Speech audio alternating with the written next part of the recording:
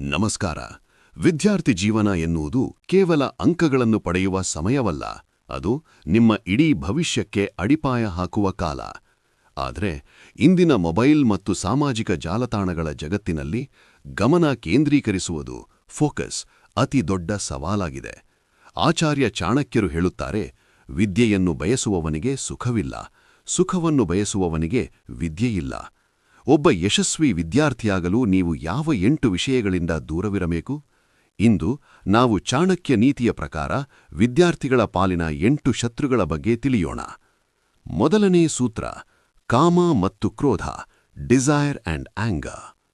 ಚಾಣಕ್ಯರ ಶ್ಲೋಕದ ಪ್ರಕಾರ, ಕಾಮಂ ಕ್ರೋಧಂ ತಥಾ ಲೋಭಂ ಸ್ವಾದಂ ಶೃಂಗಾರ ಕೌತುಕೆ ಅತಿನಿದ್ರಾಂ ಅತಿಸೇವಾಂ ಚ ವಿದ್ಯಾರ್ಥಿ ಹ್ಯಷ್ಟ ವರ್ಜಯೇತ್. ಮೊದಲನೆಯದಾಗಿ ಕಾಮ ಮತ್ತು ಕ್ರೋಧ.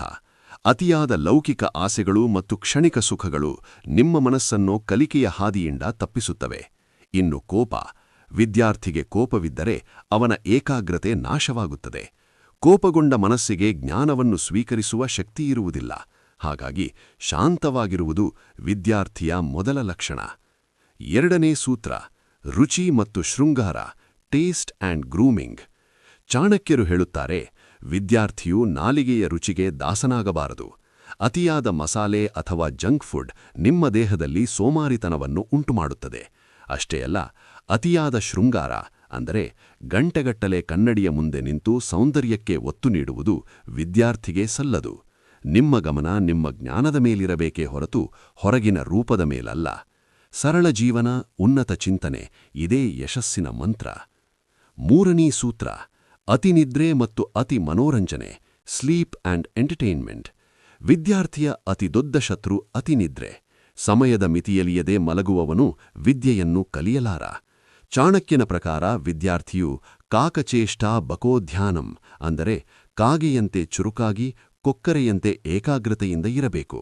ಇದರ ಜೊತೆಗೆ ಕೌತುಕ ಅಥವಾ ಅತಿಯಾದ ಮನೋರಂಜನೆ, ಅವಶ್ಯಕತೆಗಿಂತ ಹೆಚ್ಚು ಆಟಪಾಠಗಳಲ್ಲಿ ಅಥವಾ ಅನಗತ್ಯ ವಿಷಯಗಳಲ್ಲಿ ಕುತೂಹಲ ತೋರುವುದು ನಿಮ್ಮ ಗುರಿಯನ್ನು ಮರೆಸುತ್ತದೆ. ಶಿಸ್ತುಬದ್ಧ ದಿನಚರಿ ನಿಮ್ಮನ್ನು ಸಾಧಕನಾಗಿ ಮಾಡುತ್ತದೆ. ವಿದ್ಯಾರ್ಥಿ ಜೀವನದ ಕಷ್ಟಗಳು ತಾತ್ಕಾಲಿಕ, ಆದರೆ ಅದರ ಫಲಿತಾಂಶ ಜೀವನಪೂರ್ತಿ ಇರುತ್ತದೆ. ಚಾಣಕ್ಯನ ಈ 8 ಸೂತ್ರಗಳಲ್ಲಿ ನೀವು ಯಾವುದನ್ನು ಪಾಲಿಸಲು ಅತಿ ಹೆಚ್ಚು ಕಷ್ಟಪಡುತ್ತಿದ್ದೀರಾ? ಕಾಮೆಂಟ್ ಮಾಡಿ ತಿಳಿಸಿ. ನೀವೊಬ್ಬ ವಿದ್ಯಾರ್ಥಿಯಾಗಿದ್ದರೆ ಸ್ಟೂಡೆಂಟ್ ಎಂದು ಬರೆಯಿರಿ. ಈ ವಿಡಿಯೋ ನಿಮ್ಮ ಓದುವ ಗೆಳೆಯರಿಗೆ ಮತ್ತು ನಿಮ್ಮ ಮಕ್ಕಳಿಗೆ ಶೇರ್ ಮಾಡಿ. ಸಬ್ಸ್ಕ್ರೈಬ್ ಮಾಡಲು ಮರೆಯಬೇಡಿ. ಜ್ಞಾನವೇ ಬಲ.